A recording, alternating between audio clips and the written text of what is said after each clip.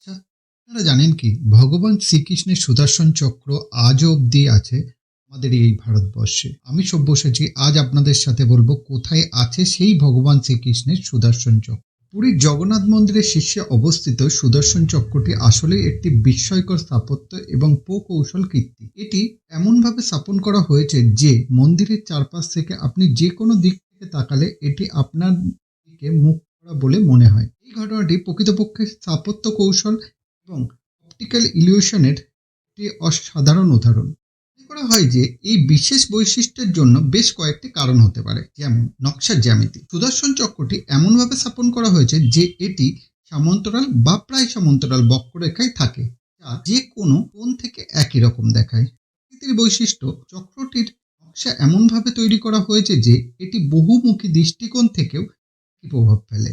Optical illusion, বাতাসের অবস্থান, সূর্যের আলো এবং দূরত্বের কারণে এটি অপটিক্যাল ইলিউশন তৈরি করে, যা এটি সবসময় দর্শকের দিকে মুখ করা বলে মনে হয়। কিন্তু প্রাচীন এবং সাধারণ মানুষের কথা অনুযায়ী সুদর্শন চক্রের আধ্যাত্মিক শক্তির কারণেই এই প্রভাবগুলি ঘটে। এই ধরনের প্রভাব আধুনিক বিজ্ঞানীদের এবং সঙ্গে ঐতিহ্যবাহী স্থাপত্য শিল্পের মিশ্রণে একটি অসাধারণ উদাহরণ। এটি উড়িষ্যার স্থাপত্যের অসামান্য গুণাগুণ এবং প্রাকৌশল্য দক্ষতার প্রমাণ দেয়।